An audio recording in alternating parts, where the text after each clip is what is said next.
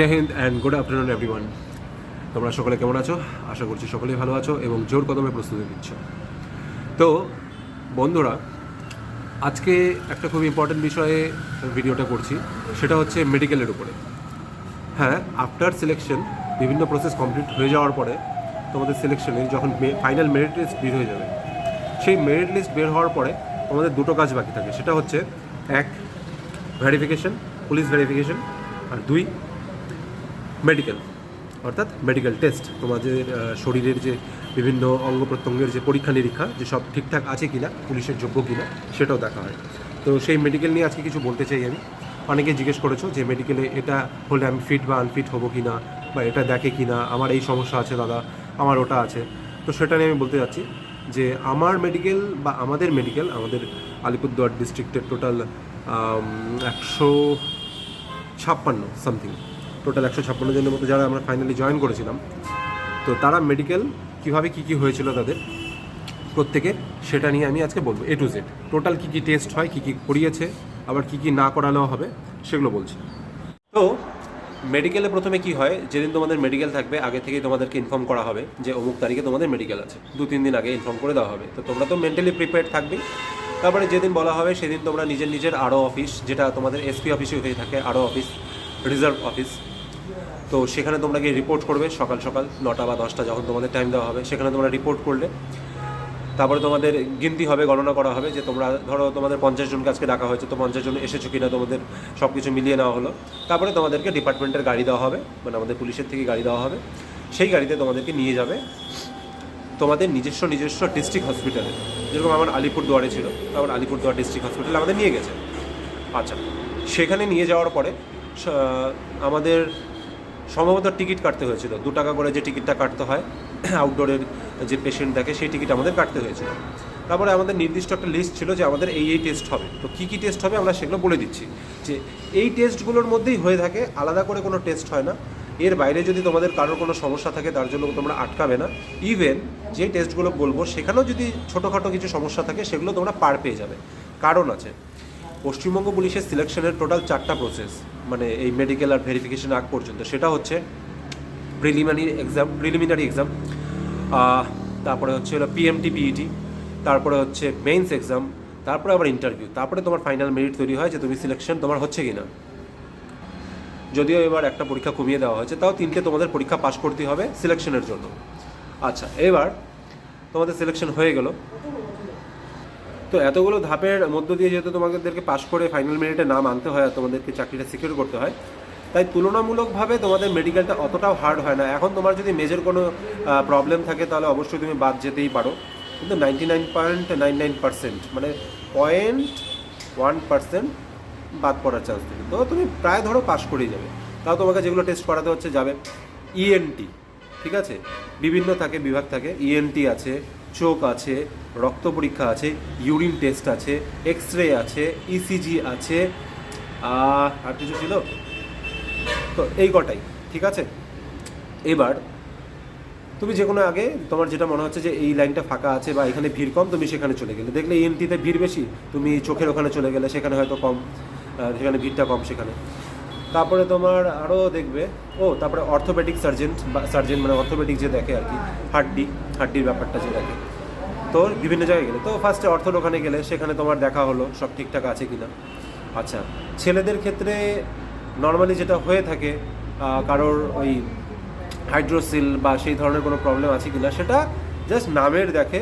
কারোর প্রবলেম থাকলেও কোনো অসুবিধা নেই, আর যদি কারো প্রবলেম যদি না থাকে তাহলে তো সে হয়ে গেল, পাস হয়ে গেল। আচ্ছা, সেখানে যাবে, সেখানে তোমাকে ওকে লিখে দিল, ওই একটা প্রেসক্রিপশন থাকবে, একটাই টিকিট থাকবে, সেটার মধ্যেই সবারটা করাতে হবে, হয়ে গেল। তারপরে তুমি ইএনটিতে গেলে, নাক কান গলা, তোমার নাক দেখলো পরীক্ষা করলো, কান দেখলো পরীক্ষা করলো, গলা দেখলো যে সব ঠিকঠাক আছে কিনা, সেখানে সব ঠিকঠাক থাকলে ওকে করে দিল।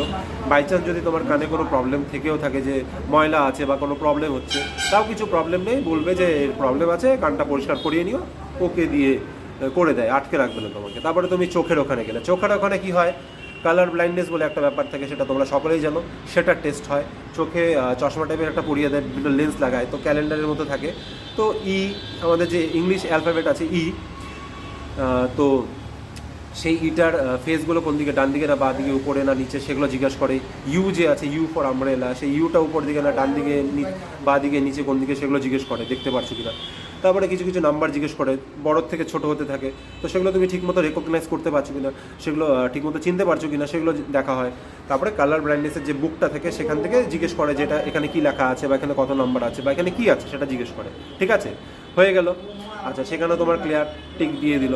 তারপরে তুমি যাবে রক্ত পরীক্ষা করতে, তো ব্লাডের ওখানে গেলে সেখানে তুমি বলবে যে আমাদের এই আজকে আমাদের ভেরিফিকেশন আছে, মেডিকেল আছে পুলিশের, তো তোমাদের আগে আগে করে দিবে, তোমাদের লাইনেও দাঁড়াতে হবে না।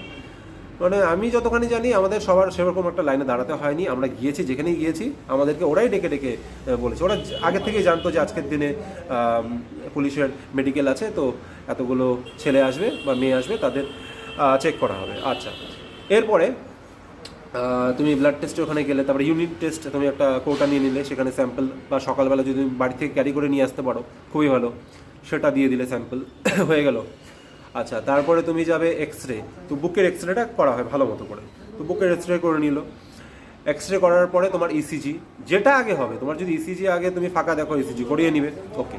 তো তারপরে ইসিজি আছে, ইসিজিতে গেলে তোমাকে ইসিজি করালো, এই কোটাই প্রসেস থাকে, সেরকম আহামরি কিছু থাকে না। ওই কারোর এটা ওটা হেন তেন, চোখের ভিশন কম বেশি, চশমা, হ্যাঁ চশমা এলাও আছে, তোমার চোখে যদি চশমা থাকে এলাও আছে। প্রচুর ক্যান্ডিডেট আমি ট্রেনিং করে এসেছি, আমার অনেক বন্ধু ওরা আছে, ওরাও পাশ করে এসেছে মেডিকেল, অনেকেরই চশমা নিয়ে ট্রেনিংও করেছে, কোনো অসুবিধা নেই। তো পুলিশের চশমা এলাও আছে।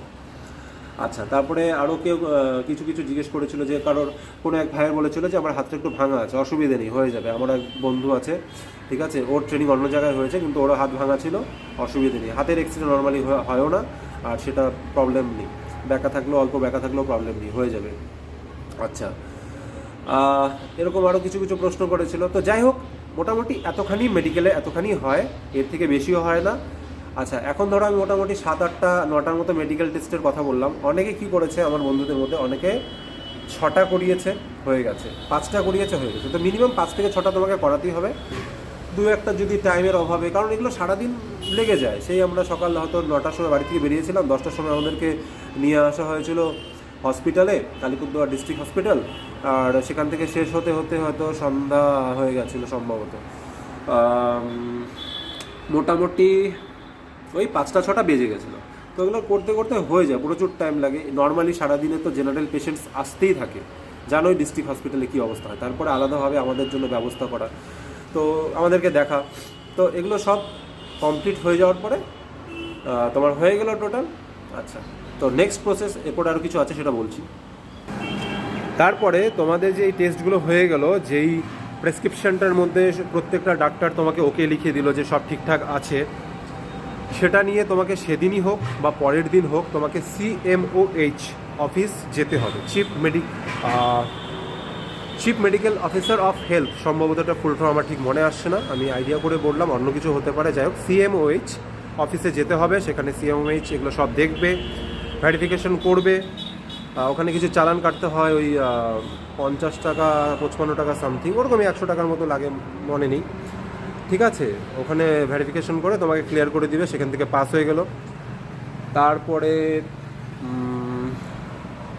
সেটা নিয়ে আগে নাকি তারপরে, যাই হোক কিছু একটা প্রসেস আছে, সেটা হচ্ছে হসপিটালের যে সুপারিনটেন্ডেন্ট থাকে, যেরকম আমাদের DSP, deputy superintendent of police, বা এসপি, সুপারিনটেন্ডেন্ট অফ পুলিশ, ওভাবে SMO হয়, সুপারিনটেন্ডেন্ট অফ মেডিকেল বা সুপারিনটেন্ডেন্ট অফ হসপিটাল, আমি ঠিক জানি না, কিন্তু ওনাকে সুপারিনটেন্ডেন্ট বলে, বা হসপিটাল সুপার বলা হয়। তো তিনি দেখলেন, তো আমাদের যিনি ছিলেন খুবই ভালো মানুষ ছিলেন। গেলাম, আমরা তো ভেবেছিলাম কি না কি জিজ্ঞেস করবে বা কী ব্যাপার, নর্মালি জিজ্ঞেস করলো বাড়ি কোথায়, কী করো না করো, বলছে এতখানি। উনি দেখলো, সব কিছু ভেরিফিকেশন করলো, বিভিন্ন ডক্টরের অরিজিনাল যে সিগনেচার, যে হ্যাঁ আমার হসপিটালের ডক্টরের সিগনেচার এগুলো করেছি কিনা, সেগুলো যাচাই করলো। তারপরে সেখানে, সেটা হয়তো পরের দিন আমরা করেছিলাম। তো এগুলো প্রসেস আছে, আমি প্রসেসগুলো বলছি কী কী হয়ে থাকে। তো যাদের অনেক মানে ঘাবড়ে যাও যে হ্যাঁ আমি তো পড়াশোনায় ভালো, মাঠেও ভালো, কিন্তু আমার মেডিকেলের এই প্রবলেম থেকে থাকে, তো একদমই বলছি চিন্তা করো না, তুমি পড়াশোনাতে ফোকাস করো, মাঠে ফোকাস করো, পরীক্ষা দাও, পাস করো, মেরিটে নাম তোলো, চাকরি তোমার হবে। ভেরিফিকেশনেও আটকাবে না, মেডিকেলও আটকাবে না। ভেরিফিকেশন নিয়ে আরেকদিন বলে দিব যে ভেরিফিকেশনে কী কী করতে হয়। ভেরিফিকেশনের যে VR ফর্মটা, সেটাও আমার কাছে হয়তো আছে ফটো তোলা, সেটা আমি তোমাদেরকে দেখাবো। হ্যাঁ, এখন তুমি যদি কোনো মার্ডার কেস হোক বা সিরিয়াস কোনো অফেন্সে তুমি যদি তোমার এগেনস্টে কেস থাকে, সেক্ষেত্রে তোমার প্রবলেম হতে পারে। এমনিতে কোনো প্রবলেম হবে না, নর্মাল বিষয়। তুমি যদি কোনো একটা বড় সড়ো কোনো কেসে আটকে থাকো বা তোমার এগেনস্টে কেস থাকে, সেক্ষেত্রে তুমি আটকে পড়তে পারো। সেটা ভেরিফিকেশন নিয়ে আমি একটা ভিডিও বানাবো, পুলিশ ভেরিফিকেশন নিয়ে, তখন সেটা বলবো। তো এখন মেডিকেল নিয়ে আজকের ভিডিওটা ছিল, তো মেডিকেল নিয়েই থাক। তো এই হচ্ছে মেডিকেলের প্রসেস, এই টেস্টগুলো করা হয়। তোমাদেরও সেম এগুলোই হবে। তুমি পশ্চিমবঙ্গের যে কোনো জায়গায় যে কোনো জেলারই বাসিন্দা হও না কেন, এগুলোই টেস্ট হবে। এর থেকে আরও ইজি প্রসেসে হয় অনেকের। তো কী বলবো, মানে এরকমই শুনেছি, সত্য ঘটনা যেহেতু বলতে কোনো অসুবিধা নেই, যে কিছু কিছু টেস্ট হয়নি, ডাইরেক্ট মানে ওকে করে দিয়েছে, ঠিক আছে। তো এই ছাড়টা পুলিশকে দেওয়া হয়, কারণ আমরা মোটামুটি 4-5টা বা 4টার মতো এক্সাম যেগুলো ম্যান্ডেটরি ক্লিয়ার করতে হবে সেগুলো ক্লিয়ার করে আসি। আর অন্যান্য কিছু কিছু চাকরি আছে যেখানে 2টো এক্সাম পাস করে আসে, তারপরে মেডিকেল হয়, এই জন্য ওটা 3 নম্বর এক্সাম হয়, সেটা একটু টাফই হয় নর্মালি। কিন্তু আমরা এতগুলো এক্সাম পাস করার পরে আর আমাদেরকে কাটে না, ঠিক আছে।